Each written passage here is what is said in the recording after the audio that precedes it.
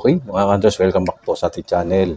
Sa mga baguhan, ipakikita ko sa inyo itong tinatawag nating wrong planchet error coin 1 peso AGC. Ayan siya. I-close up ko yan. Ayan. Yung mga datihan sa ating channel, nakita na nila ito dati. No? Pero syempre, hanggang ngayon, wala pa rin ako nakikita ang kagaya nito. So masasabi ko na ito ay 1 in a million. Hindi ko sinasabing 1 million yung value. 1 in a million. Ibig sabihin, rare error ito, wrong planchet. Ayan. So, tapusin niyo ang video para makita niyo kung ano ang wrong planchet na ito, NGC 1 peso. Okay, tara.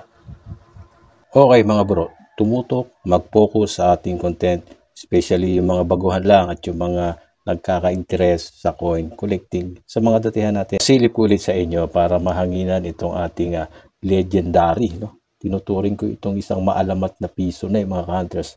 1 in a million na ito para sa akin. Meron tayong mga nakita, meron mga nagsabi may katulad yan. No? Nakita ko yon, yung iba nakita ko meron ng katulad sa kulay lang. No? Pero pag dinouble check mo yung side, pati yung timbang ay pareho naman sa regular 1 peso NGC. Ito kasi meron itong mga karakteristik na talaga namang 100% masasabi kong legit wrong planchet error. Siguro mga ilang taon na rin ang lumipas simula nang ito ay mahawakan. No? Galing po ito na hunt. No? Hindi po ako nakahunt nito. Ipinamana ito sa atin ng ating kasama, no? Na si Kuya Adonis Sividal. No? Ayan, tignan ninyo mga hunters. Ayan. Kaya lang. Yung word na Pilipinas ay medyo meron siyang weak strike. No? Pati yung piso, yung word na Jose Rizal, medyo klaro naman. Pero important yung Jose Rizal dito ay meron siyang weak strike. No? Ayan, weak strike. Tandaan ninyo. No? Tapos yung side niya, plain or smooth. Smooth lang. Smooth. Tapos sa reverse, ganun din yung kanyang waling-waling, no? Weak strike at yung logo, hindi na rin klaro. Nagkaganyan kasi manipis ang planchet nito. So nung na-struck yan mga ka-hunters, dahil sa nipis niya, hindi naging detalyado or buo yung kanyang died kasi nga manipis ang planchet. At dahil sa manipis yan, siguradong mababa ang timbang. Tignan ninyo, actual natin, timbangin. 4.0 grams, saktong-sakto. Magaan po ito sa ordinary or sa regular 1 peso na NGC. Titimbangin natin yung regular or normal na 1 peso NGC. 5.9. So, magaan ito ng 1.9 grams. Medyo malaki ang diferensya ng mga ka-hunters. So, dun pa lang, no? Meron tayong proof na yung timbang niya hindi pareho. So, ibang planchet. Diba? Ibang planchet ang nagamit dito. Kasi nga, sabi ko nga dati, ang duda ko dito ay planchet ng 25 centimos kasi meron 25 centimos na magnetic. No? Yan, tignan niyo yung side-by-side comparison. Sa kanan yung regular na 1 peso. At yung sa left yung wrong planchet natin. Sa video nga, makikita nyo na mas maliit ng konti. No? Yung circumference.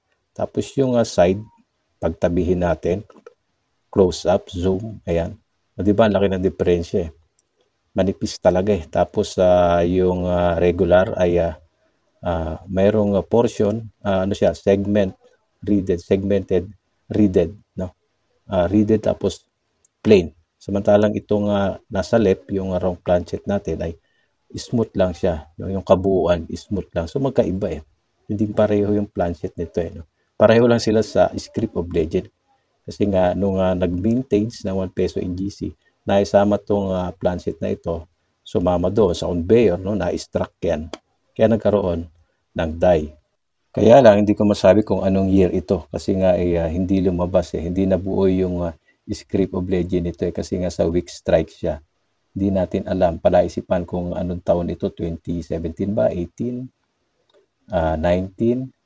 No? So, para sa akin, legit wrong planchet po ito. Ayan, mga bro, mag-iwan kayo ng opinion tapos i-share ninyo yung ating video na ito.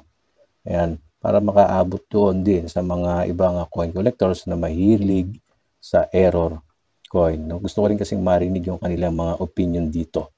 Diba? Pero dapat siyempre ay tatapusin nila yung video para makita nila kung ano yung mga katangian nitong taglay na talaga naman nagpapatunay na ito ay isang legit error coins at wala pang katulad akong nakikita hanggang sa ngayon. Alam nyo, no, kung meron na tayong budget para mapag-grade sana ito sa PCGS or NGC. Mas maganda kung mapapag-grade to kasi pag napag-gradean to ng NGC or PCGS ay magkakaroon po ito ng mas mataas na turing or kanyang value, di ba mga hunters?